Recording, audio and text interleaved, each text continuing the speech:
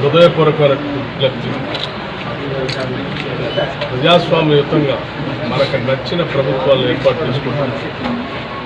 భారత రాజ్యాంగం కల్పించినటువంటి ఓటు హక్కుని స్పష్టంగా వినియోగించుకోవాల్సిందిగా నేను అందరికీ విజ్ఞప్తి చేస్తాను. ఓటు అనేది చాలా విలువైనది.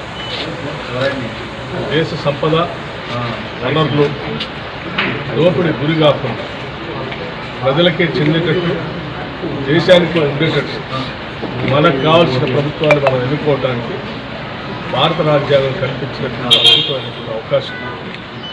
ఈ అవకాశాన్ని కోల్పోతే మన సంపదని, మన ప్రజాస్వామ్యాన్ని, మనకున్నటువంటి దేశ యొక్క పునాదులు కూడా మనం కోల్పోయే ప్రమాదం. అందుకోసమే ప్రతి పౌరుడు కూడా తన ఓటు హక్కును వినియోగించుకొని ఈ దేశ ప్రజాస్వామ్యాన్ని, భారత రాజ్యాంగాన్ని, మన ఆస్తుల్ని, మన సంస్థల్ని, మన వ్యవస్థల్ని, మన వనరుల్ని కాపాడుకోవటం కోసం మనకు కావాల్సిన ప్రభుత్వాన్ని ఎన్నుకోవాల్సిందిగా వారందరికీ నేను హృదయపూర్వకంగా విజ్ఞప్తి చేస్తాను. లౌకికవాదం మన జీవన విధానం. లౌకికవాదం మన జీవన విధానం. ప్రజాస్వామ్యం మన పునాది.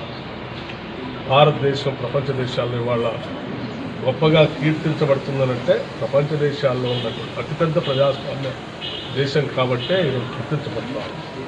అటువంటి ప్రపంచ దేశాల్లో పేరుని కలిగిన ప్రజాస్వామ్య పునాదులు నిలబెట్టుకోవడం కోసం ప్రతి ఓటుని ఒక ఇటుకలాగా దీన్ని వాడుకోవాల్సిందిగా ఉద్దేశిస్తూ సందేశం.